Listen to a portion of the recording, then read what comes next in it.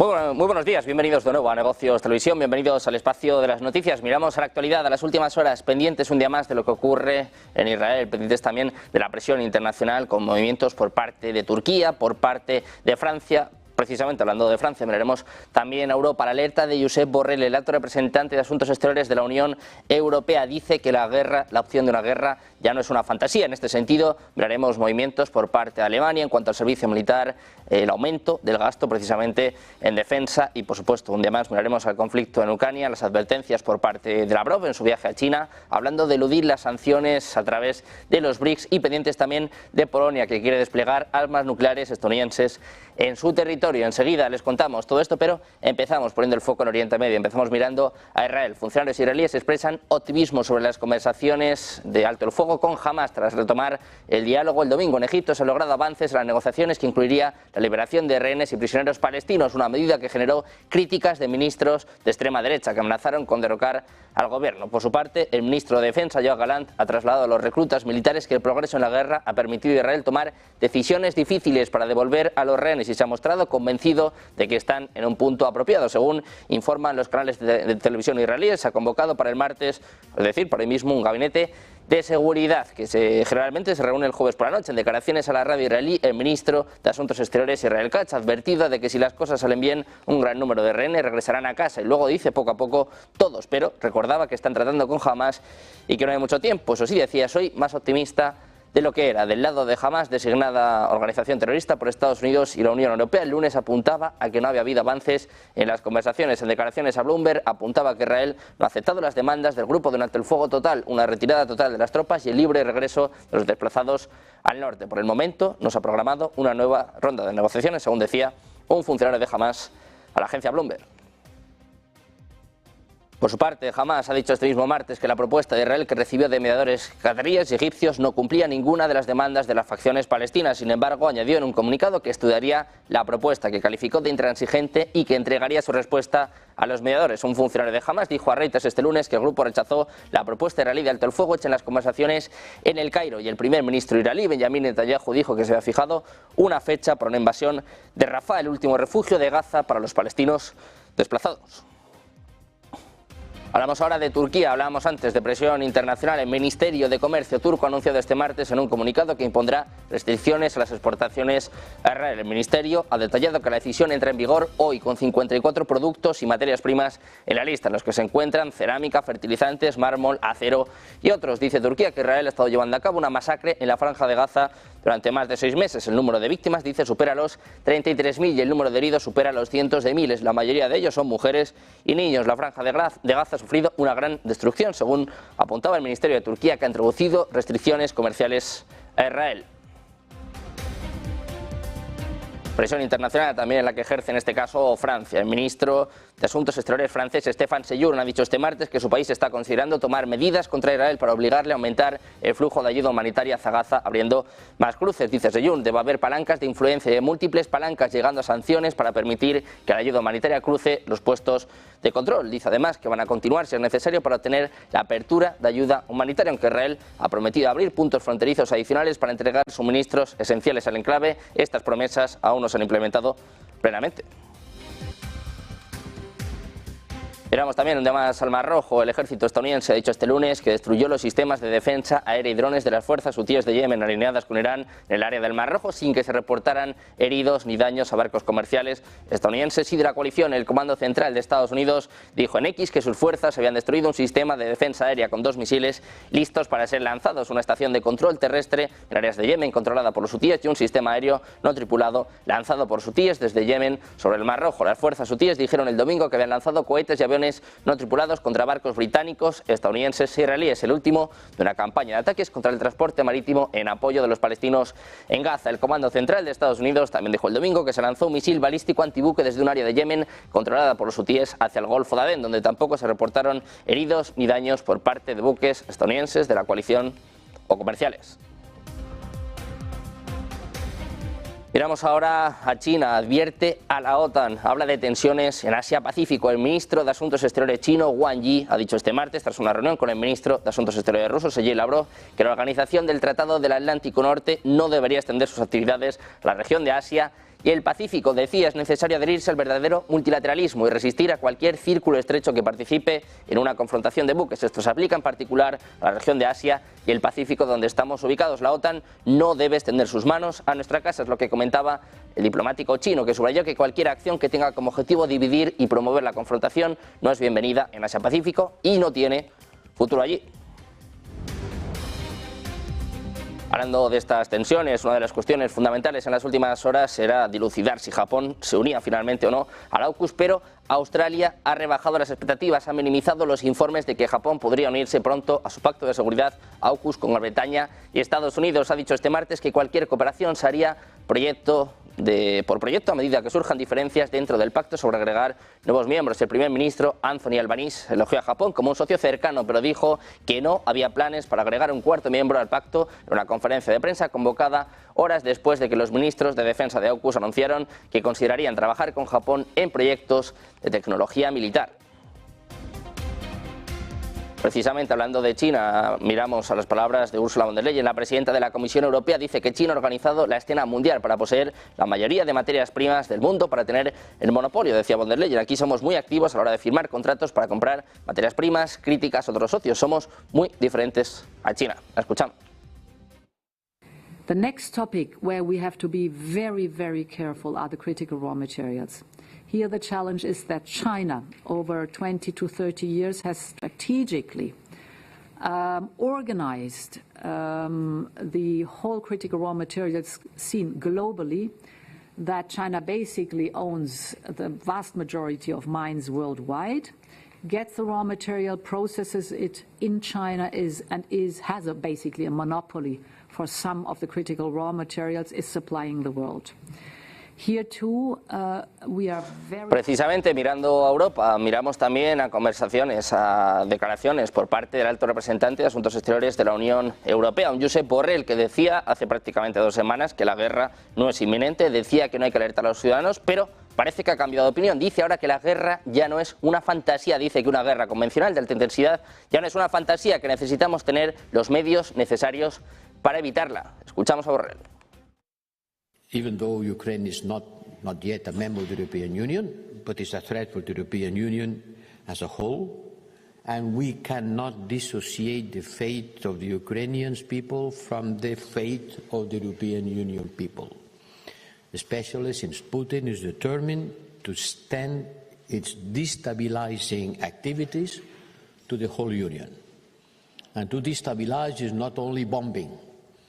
You will see in the next European elections how destabilization activities will be threatening our democracy. Miramos también a España, y es que este lunes ha completado el despliegue del Ala 14, la base aérea de Albacete, en Rumanía, con un total de 5 aviones Eurofighter y 57 efectivos. El personal va a operar las próximas semanas desde la base aérea Mijail Kogalniceanu, encuadrados dentro del destacamento Paznik y formando parte de las operaciones FDO, la Flexible Deterrence Options de la OTAN. El objetivo de esta operación es reafirmar el compromiso de España y del Ejército del Aire y del Espacio con las operaciones de la Alianza y la defensa de su espacio aéreo, demostrando las capacidades de despliegue, repliegue e interoperabilidad para que nuestras unidades mantengan un elevado grado de adiestramiento. Se dispone además del apoyo de 2 miembros del Centro de Armamento Logístico y Experimentación que cooperarán con las tripulaciones ejerciendo de responsables de guerra electrónica. Bajo el mando de la OTAN, este destacamento tiene como misión poner de manifiesto las capacidades defensivas, disuasorias y de acción rápida de los distintos integrantes de la alianza. Esta oportunidad va a permitir a la 14 demostrar una vez más su grado de profesionalidad y competencia, cumpliendo con los compromisos nacionales y representando a España al este del continente europeo. Miramos ahora a Alemania. El jefe de defensa alemán está pidiendo flexibilizar las restricciones de deuda. Pistorius quiere una reforma del freno de la deuda para financiar la reforma militar. Los socios de la coalición demócrata libre se oponen a cambios en el mecanismo. Por su parte, el ministro de Defensa alemán, Boris Pistorius, ha apoyado los llamamientos a reformar las reglas que restringen el nuevo endeudamiento del gobierno federal para ayudar a financiar una reforma radical de las Fuerzas Armadas de la Nación. En una entrevista con la emisora pública ZDF este lunes por la noche, Pistorius dijo que las necesidades financieras de la Bundeswehr no pueden satisfacerse únicamente resignando dinero de otras partes del presupuesto, una vez que se agote un fondo especial valorado en 100.000 millones de euros en 2027. Precisamente en Alemania llevan horas, días, semanas dando vueltas al servicio militar. El ministro de Defensa alemán, Boris Pistorius, ha insistido este lunes en la necesidad de reintroducir el servicio militar y señaló que a mediados de este mes va a estudiar diversos modelos para presentar una propuesta concreta. Decía, necesitamos más personal y eso no se logra solo a través del planteamiento de cómo logramos que más gente se incorpore voluntariamente al ejército. Necesitamos plantearnos también el servicio militar, es lo que dijo Pistorius en una entrevista con la segunda cadena de la televisión pública alemana ZDF. Decía textualmente, he dicho, ya se ocurrirá que a mediados de abril recibiré un panorama de los diversos modelos de servicio militar que existen en el mundo y sobre todo en Europa y cuáles de ellos pueden adecuarse a las circunstancias de Alemania desde el punto de vista estructural y jurídico. A partir de ello haré una propuesta. Volvemos a mirar a Europa y es que Gran Bretaña y otros importantes países europeos con fronteras marítimas en el Mar del Norte firmaron este martes un acuerdo para trabajar juntos para proteger la infraestructura submarina incluso de posibles ataques rusos. Los 6 países involucrados, Bélgica, Gran Bretaña, Dinamarca, Alemania, Noruega y los Países Bajos firmaron una declaración conjunta que, según dijeron, les permitiría compartir información. Las amenazas a los cables y oleoductos submarinos se han convertido en un foco de seguridad para los países de Europa Occidental tras las explosiones de septiembre de 2022 en los oleoductos Nord Stream 1 y 2, construidos para transportar gas de Rusia a Alemania a través del Mar Báltico. En mayo de 2023, la OTAN había dicho que Rusia podría sabotear cables submarinos para castigar a las naciones occidentales por apoyar a Ucrania, mientras que los riesgos de seguridad global han aumentado aún más después de la guerra de Gaza. El ministro británico de Energía Nuclear, Andrew Bowie, ha urgido a defender la infraestructura energética crítica que alberga el Mar del Norte. Asegura que es el motor que impulsa las ambiciones renovables y netas cero de Europa, ayudando a reforzar la seguridad energética en el continente. Pendientes también de palabras del secretario general de la OTAN, Jens Stoltenberg, hablando de la posible membresía de Bosnia. Dice que no es algo que vaya a ocurrir mañana, que deben cumplir con las reformas y que las autoridades bosnias deben estar conformes. Lo escuchamos. Bosnia-Herzegovina has the status as a country which has the membership action plan. It is activated for Bosnia-Herzegovina, and of course the purpose of a membership action plan is to make Bosnia-Herzegovina a member of NATO. But to do so, to finalize that process, there are 2 conditions. One is, of course, that the reforms that are necessary to implement are really implemented. The second is, of course, that it has to be wanted by the people of Bosnia-Herzegovina and the political authorities in Bosnia-Herzegovina. And that's not for me to decide, that's for Bosnia-Herzegovina to decide. But I think we need to... Miramos ahora al ministro de Asuntos Exteriores ruso, Sergei Lavrov, ha compartido este martes que Beijing y Moscú pretenden abordar los desafíos que plantean las sanciones en el marco de los BRICS y la Organización de Cooperación de Shanghái. Durante la rueda de prensa de Beijing, Lavrov también ha revelado que el presidente ruso, Vladimir Putin, tiene previsto reunirse con su homólogo Xi Jinping al margen de la cumbre de la OCS de junio, así como durante la reunión de los BRICS en octubre. Lavrov también ha señalado que discutió el inicio de un diálogo sobre el fortalecimiento de la seguridad en Eurasia con el ministro de Asuntos Exteriores chino, Wang Yi. Miramos ahora el lanzamiento del Angara A5 de Rusia, un vehículo de lanzamiento de carga pesada que fue cancelado, según informaban este martes los medios rusos. Según un corresponsal de TASS, desde el cosmódromo de Vostochny se envió un mensaje que decía abortar el lanzamiento. Se suponía que este sería el 4º vuelo de prueba de Angara y el vehículo estaba previsto para reemplazar al Proton M, que ha estado en uso desde la década de los 60. La Agencia Espacial Federal de Rusia, Roscosmos, señaló anteriormente que el cohete debería permitir a Moscú tener acceso independiente al espacio exterior. Miramos también a los problemas en torno a la escalada nuclear, los ataques por parte de Ucrania. Las autoridades rusas han abogado este martes por cooperar con el Organismo Internacional de la Energía Atómica para frenar los ataques con drones perpetrados contra la central nuclear de Zaporilla, que está situada en Ucrania, pero que se encuentra bajo control de las fuerzas rusas. El ministro de Exteriores ruso, Sergei Lavrov, ha manifestado durante su encuentro en Pekín con su homólogo chino que Moscú no puede evadir su responsabilidad sobre este asunto. Decía Lavrov, estamos interesados en cooperar, pero por supuesto buscamos que sean honestos y reconozcan lo que está pasando, no solo en la zona, sino en Ucrania en general. Es lo que decía según Europa Press. Lavrov ha aclarado que dejará el asunto en manos del Consejo Ejecutivo del OIEA, así como el Consejo de Seguridad de la ONU, donde Rusia, dice, pedirá análisis sin prevaricación y de forma directa sobre las acciones del régimen ucraniano en Zaporilla. Decía, por último, Lavrov, cuando cedimos una presencia permanente de expertos del OIEA en la planta, nos guiamos por la necesidad de que fueran objetivos sobre lo que sucede allí, cómo se gestiona la central, cómo se garantiza la seguridad física y nuclear, antes de afirmar que Rusia partía entonces de la base de que un ataque contra la mayor planta nuclear de Europa sería recordada. Pendientes de más noticias, más actualidad, pendientes de Polonia, uno de los países más beligerantes con Rusia, hablando ahora de un posible despliegue de armas nucleares estadounidenses en su territorio. Hacemos una pausa, 2 minutos, enseguida se lo contamos en Negocios Televisión.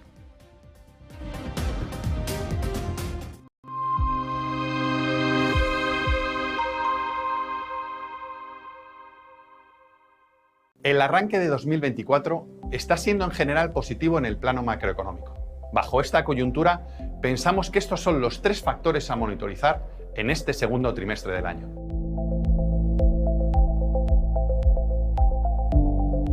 En primer lugar, los principales indicadores macroeconómicos han aguantado mejor de lo previsto y ahora apuntan a que el desenlace más probable para este año ya no es una recesión cíclica, sino un aterrizaje suave, aunque los riesgos de recesión podrían resurgir en 2025. En segundo lugar, este entorno macro permite una mayor tolerancia al riesgo y estamos sobreponderando la renta variable a la vez que reducimos la renta fija por las expectativas de recortes de tipos hacia junio en Estados Unidos y un poco antes en Europa. El motivo es que la inflación subyacente sigue siendo demasiado elevada como para poder recortar tipos en el entorno actual. Y por último, pensamos que las valoraciones en el mercado americano están cada vez más forzadas en la parte alta del mercado, pero encontramos oportunidades en pequeña y mediana capitalización. También nos gusta Japón, por la mejora del gobierno corporativo y los sectores impulsados por factores estructurales como la industria y la tecnología.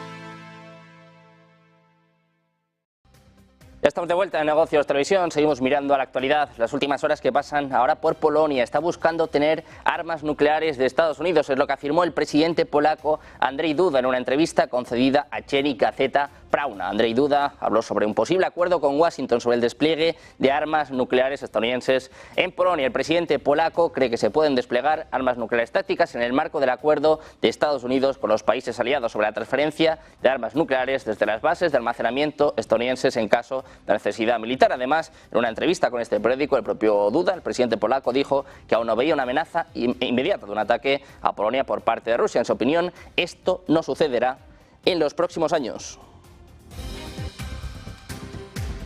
Miramos también advertencias por parte de los principales bancos del mundo. Ayer nos hacíamos eco de las palabras de Jamie Dimon, el CEO de JP Morgan, hablando sobre el gasto en defensa, hablando también sobre la situación más peligrosa para la economía desde la Segunda Guerra Mundial. Ojo, porque ahora le está secundando Goldman Sachs. Acabamos de recibir un mensaje en el que apuntan a que estamos en medio de un superciclo en el gasto de defensa. Dicen que estamos viendo un aumento del 50% en las tasas del crecimiento real en 2022 a 2027 frente a 2015 y 2020, después de la advertencia, después de las palabras de Jamie Dimon, después de las advertencias por parte de JP Morgan, hablando sobre la economía, hablando también sobre el gasto en defensa, la situación peligrosa, la situación más peligrosa desde la Segunda Guerra Mundial. Ahora vemos palabras por parte de Goldman Sachs apuntando a un superciclo en el gasto en defensa. Miramos también al oro. Los precios de los metales preciosos continuaron creciendo este martes cuando el oro alcanzó otro nuevo máximo histórico, superando en este caso los $2.360 por cada onza. El aumento del precio del metal amarillo se produce antes de la publicación del informe de inflación de Estados Unidos y de las actas de la reunión de la Reserva Federal, ambas previstas para el miércoles. El oro, considerado un activo de refugio seguro, probablemente también se había impulsado por las persistentes tensiones geopolíticas globales en medio de las guerras en Ucrania y Oriente Medio. El oro ha llegado a subir un 1,04% para llegar a los $2.363 por cada onza. La plata, por su parte, ganó un 0,92% para venderse en torno a los $28,11 la onza. El platino subió 1,56% hasta los $980,94 por onza y el paladio también subió un 1,23% para cotizar en el entorno de los $1.047 por cada onza. Miramos ahora al petróleo. Bajaba este lunes, subiendo a un máximo de 5 meses tras tomarse un respiro cuando se ponía lo que parecía fino, una racha alcista de varias sesiones después de que Israel retirara más soldados de Gaza y se comprometiera a entablar nuevas conversaciones sobre un posible alto el fuego en el conflicto de Oriente Medio. Los futuros del crudo Brent cayeron 79 centavos, más o menos un 0,9%, hasta los $90,38 por barril. Por su parte, el crudo West Texas Intermediate perdió 48 centavos, un 0,6% hasta los $86,42. Esta fue la primera caída después de 5 días consecutivos para el Brent y la primera en 7 días para el WTI. Los precios del petróleo habían subido cerca de un 4% la semana pasada debido a la escalada de las tensiones geopolíticas. El petróleo llegó a subir cerca de máximos de 5 meses, mientras los operadores se centran en Oriente Medio, con Israel que dice que se han logrado avances en el alto el fuego, pero jamás niega estas afirmaciones. Informes mensuales de la OPEP y la IEA programados para finales de esta semana también será clave. Miramos de nuevo a España. El gobierno tiene la intención de eliminar la llamada Golden Visa. Se trata del visado que concede la residencia española por la inversión en vivienda, bienes inmuebles de más de 500.000 euros, o lo que es lo mismo, medio millón de euros. El Consejo de Ministros tiene previsto estudiar un informe elevado por la cartera de vivienda para modificar la ley aprobada por el Partido Popular en 2013. El jefe del Ejecutivo, Pedro Sánchez, era el encargado de lanzar este anuncio, al tiempo que defendía la medida como una forma de luchar contra la especulación inmobiliaria. Modificar la ley aprobada por la Administración del Partido Popular en el año 2013 que permite obtener el visado de residencia si se invierte en vivienda en nuestro país. Es decir, lo que vamos es a iniciar el procedimiento para eliminar la concesión de la llamada Golden Visa, que permite acceder al régimen de residencia cuando se invierte más de $500.000 de euros en bienes inmuebles. Vamos a tomar las medidas necesarias para garantizar que la vivienda sea un derecho y no un mero negocio especulativo. Hoy, 94 de cada 100 visados de este tipo están vinculados a la inversión inmobiliaria y se concentran, lógicamente, en ciudades tan importantes como Barcelona, como Madrid, como Málaga, como Alicante, las Islas Baleares y también la ciudad de Valencia. Es decir, precisamente los territorios, las ciudades que se están enfrentando a un mercado de la vivienda altamente tensionado y donde es casi imposible encontrar una vivienda digna para quienes ya viven y trabajan en ellos y pagan sus impuestos cada día. Terminamos mirando a Israel. Empezamos el informativo hablando de restricciones comerciales por parte de Turquía. Ojo, porque hay un contragolpe. Israel está golpeando a Turquía con contrasanciones. El Ministerio de Asuntos Exteriores de Israel ha anunciado este martes el establecimiento de contrasanciones contra Turquía en respuesta a la reciente restricción de las exportaciones a Israel por parte del país. En un comunicado en X, el Ministerio ha dicho que Erdogan está sacrificando una vez más los intereses económicos del pueblo de Turquía por su apoyo a Hamás. Por eso, apuntan a que han ordenado la preparación de otra lista de productos que Israel impedirá que Turquía exporte. Anteriormente, el Ministerio de Comercio turco anunció que impondría restricciones a las exportaciones a Israel hasta que se implementara un alto el fuego en Gaza. Pendientes de más últimas horas, más actualidad, pendientes de las claves de esta segunda sesión de la semana, del dato de IPC de Estados Unidos, las actas de la FED. Hacemos una pausa, un par de minutos, y enseguida volvemos con análisis. Enseguida comienza Ponte en Acción de la mano de Eva Villanueva.